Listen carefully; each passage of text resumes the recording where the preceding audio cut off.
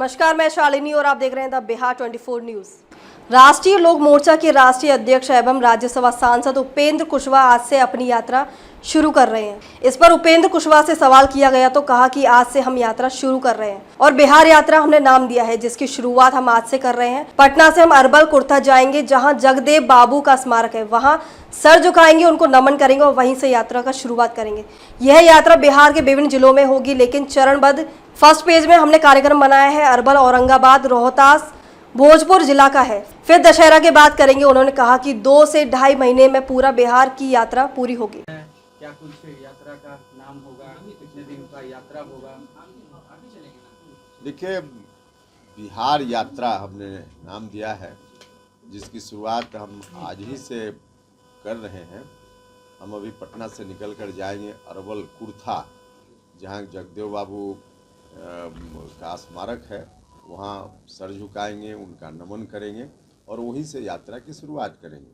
यह यात्रा क्रमवार तरीके से बिहार के विभिन्न जिलों में, सभी जिलों में होगी, तो लेकिन चरणवार यात्रा होगी। अभी फर्स्ट फेज में हमने जो कार्यक्रम बनाया है उसके हिसाब से अरवल, औरंगाबाद, रोहतास और भोजपुर 4 जिला का है। फिर दशहरा के बाद करेंगे, बीच में तो और भी पर्व त्यौहार है।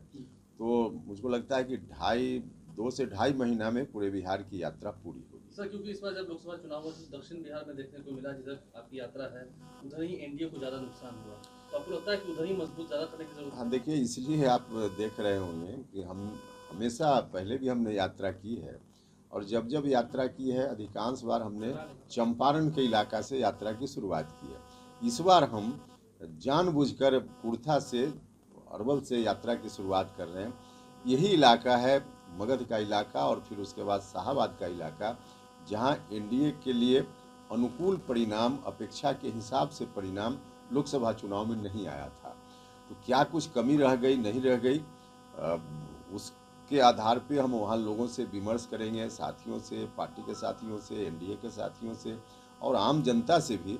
और स्वाभाविक रूप से जो भी कुछ कमी रही होगी उन कमियों को आगे दूर करते हुए और बिहार के अन्य हिस्सों से जो फीडबैक आएगा उसको लेकर के समेट करके एनडीए की रणनीति इलाका वाइज अलग अलग विधानसभा चुनाव के लिए हम बनाएंगे, ताकि हर जगह मजबूती से एनडीए की जीत दर्ज हो सके।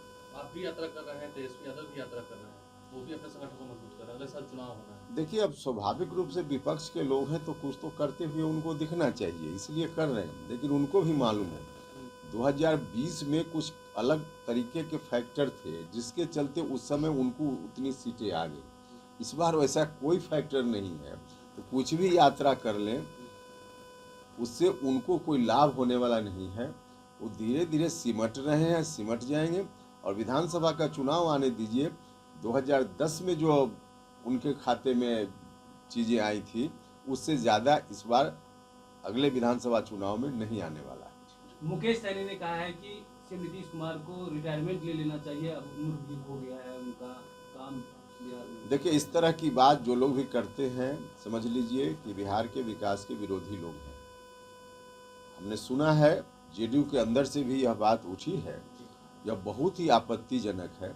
नीतीश कुमार जी का योगदान पूरे बिहार के लिए इतना ज़बरदस्त योगदान है कि उनकी सेवा की अभी आगे बहुत ज़रूरत है और नीतीश कुमार जी दिन रात मेहनत कर रहे हैं। अभी भी कोई नौजवान कितनी मेहनत करेगा, नीतीश कुमार जी उससे ज़्यादा मेहनत कर रहे हैं।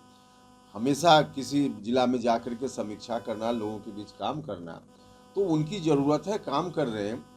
अगली बार विधानसभा चुनाव के माध्यम से एक बार उनके ऊपर फिर से दायित्व आए तो बिहार कहाँ से कहाँ पहुँच जाएगा।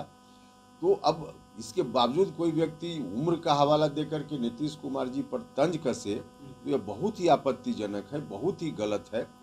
इस तरह की बात चाहे जेडीयू के अंदर से उठे या बाहर से उठे, कहीं से इसको मुनासिब नहीं कहा जा सकता। उपेंद्र कुशवाहा ये बात नहीं मानते हैं, मतलब बहुत लोग, विपक्ष के लोग हो या आपके लोग हो, कहते हैं कि नीतीश कुमार थक गए हैं, हार गए हैं, आप नहीं मानते? बिल्कुल नहीं। उम्र तो एक स्वाभाविक प्रक्रिया है, किसी की भी उम्र बढ़ती है, वो एक अलग विषय है। लेकिन उम्र से नीतीश कुमार जी के ऊपर कोई काम करने में कोई असर हो गया हो? रोज देख रहे हैं हम लोग ना, 24 घंटा अभी भी काम कर रहे हैं नीतीश कुमार जी, लोगों के बीच जा रहे हैं, जिला में जा रहे हैं, सरकारी काम कर रहे हैं, पार्टी का काम कर रहे हैं। और तब उनके बारे में इस तरह की बात।